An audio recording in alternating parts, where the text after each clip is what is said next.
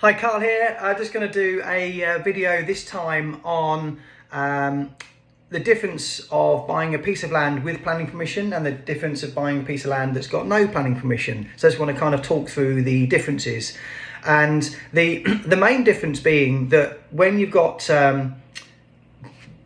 when you're buying a piece of land that's got planning permission on it for residential or commercial or hotel or care home or whatever's got permission to be built on there, it's like buying a home. So when you're buying a home, a property is sat there, therefore it's mortgageable. You can get lending security against the piece, the asset, the thing that's sat there.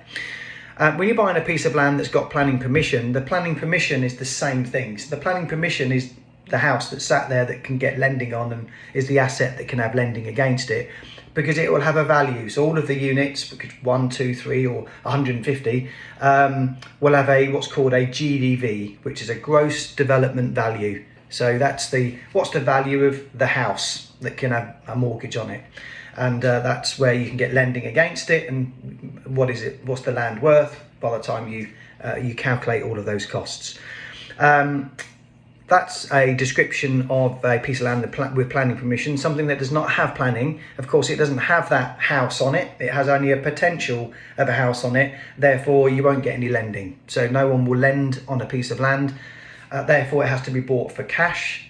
And then once you have lending, once you have planning on the piece of land, you can then lend against it. In effect, you can remortgage. You can mortgage and take some of your cash out, or all of the cash that you put in initially. But of course, there comes with a high risk, because you may not get planning, and you bought a piece of land that may not have anything on it. You can't get the house on it, so it will just be sat, and you just chuck lots of money down the drain. So it comes with a very, very high risk profile. Now, the big developers that are very strategic, it's called strategic lands. So so the difference of the two, buying a piece of land with planning and a piece of land without, is either called a conditional purchase, that's the condition with planning, or unconditional, which is a piece of land with no planning. So an unconditional purchase, that comes with a significant risk. But there's family offices and developers and land bankers and large institutional funds can carry that type of risk. They'll buy a piece of land all over the country, and they can kind of carry that risk with the real understanding that at some point, that's going to be in the development strategic piece of land with the local councils. There's the two differences. So land without planning, of course, what that comes with is you have in effect two options to purchase a piece of land that does not have planning. One is unconditional, like I've just mentioned, that represents high risk. If you want which is the most common way to do a piece of land with no planning, is what's called an option. What an option means is that you have the option to purchase at an agreed price at the beginning, once it's achieved the planning permission. So you say, okay, that piece of land today unconditionally is worth 100,000. That's almost like let's do that unconditionally, and it's got the lowest value for the landowner, because of course it has nothing, the house is not on it, so they can't demand a very high price for the land. Not sure what happened with my eye there, or you can, or an option, which means you secure the option on the land, which means that now you as the buyer that are buying that piece of land are saying that you're going to take the risk of paying for all the planning costs.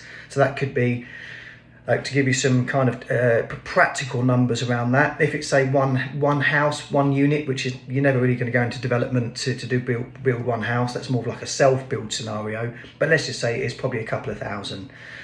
If you're then going up to, let's say, a 10-unit scheme, apartments or houses, you're probably looking at around 15,000, maybe less, depending on where you are in the country.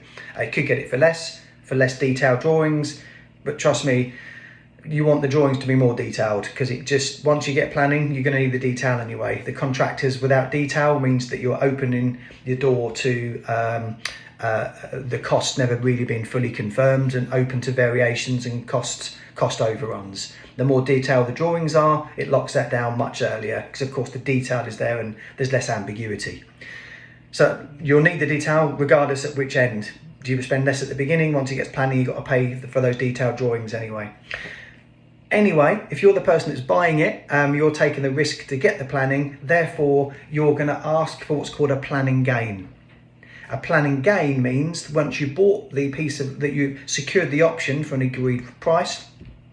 Let's, for example, for the sake of numbers, say that the land with planning permission, if the owner achieved planning permission and then put the piece of land onto the open market to sell it with planning, that piece of land might be worth, say, 500,000.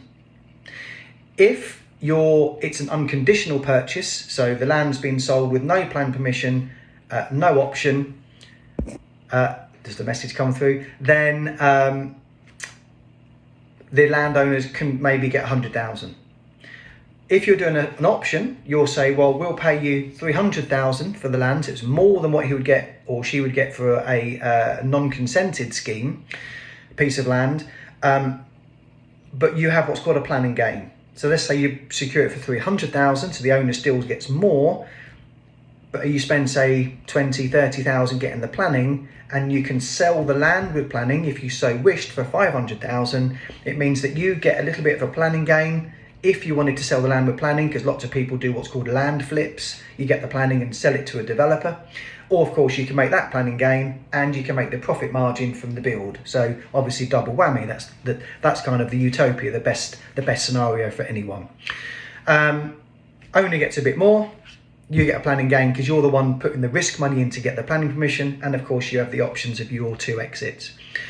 That's ultimately really how you do that. An option is an agreement. You have a charge on the property, therefore it's locked. Nobody can sell that land for a period of time. Typically, you'd secure an option for something like a year with maybe a 6-month extension, giving you 18 months for any appeals or anything like that.